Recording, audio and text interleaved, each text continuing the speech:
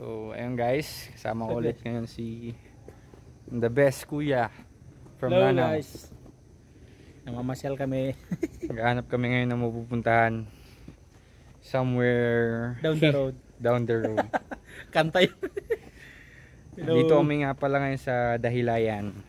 Dahilayan Forest Park. Ginala ako ni kuya. Before kami magkakaroon ng shoot sa Manila, namasyal muna kami Ano, dito sa Dahilayan. ocular na rin to. Baka parang maganda mag-shoot dito kuya eh. Baka maging isa ito sa location natin ng ano natin. Oh, Yung movie napakaganda. natin. Yes. Ang title ay Mamon. Kasi Instead naman may mamuna. Mamon na.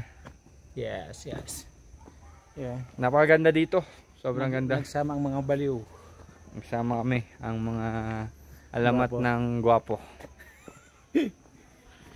So, ayun. Pakita natin.